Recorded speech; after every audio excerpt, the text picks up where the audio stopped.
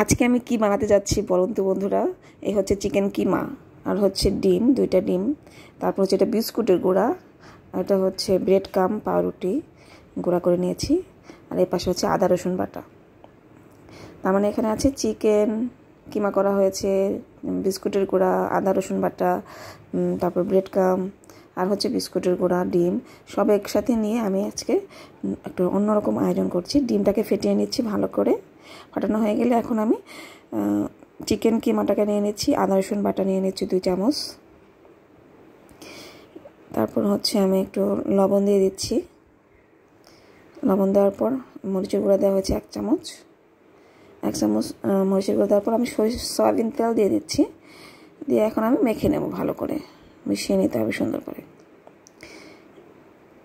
তারপর আমি ব্রেড কামও দিয়ে দিচ্ছি কিছুটা, ব্রেড কাম দিয়ে একদম মাখাটা একটু টাইট করার জন্য ব্রেড কাম দিয়ে মিক্স করে নিচ্ছি মেখে। তো ভালো করে মাখা হয়ে গেছে। এখন আমি হাতে তেল মাখিয়ে নেব, হাতে তেল মাখিয়ে তারপর আমি চিকেন ডোনাট বানাবো আজকে। খুবই টেস্টি এবং মজাদার চিকেন ডোনাট। এইভাবে গোল করে তারপর মাঝখানে ছিদ্র করে দেব। এই তো হয়ে গেল আমার ডোনাটের শেপ। চিকেন ডোনাট খেতে অসাধারণ লাগে, খুবই মজাদার খেতে।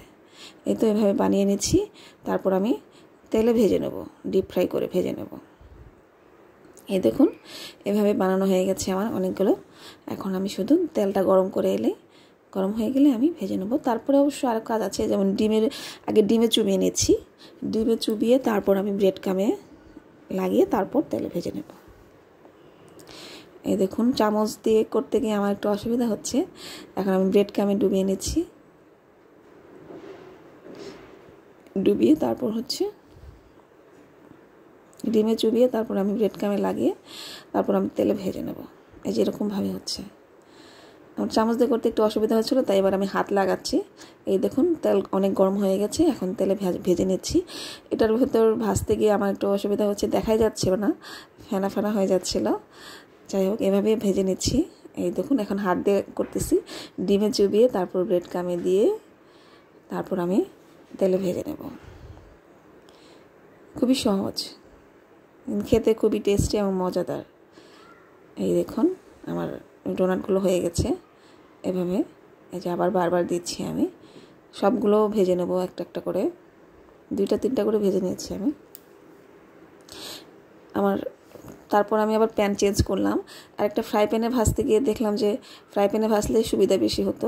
আমি যে প্যানে ভাজলাম তার থেকে ফ্রাই প্যানে সুবিধা বেশি হয়েছে।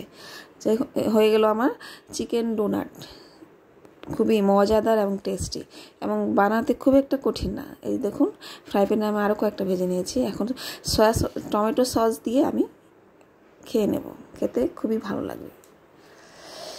এই তো দেখুন এখন আমি সসের ভরিয়ে খেয়ে নিচ্ছি, খুবই মজাদার এবং টেস্টি।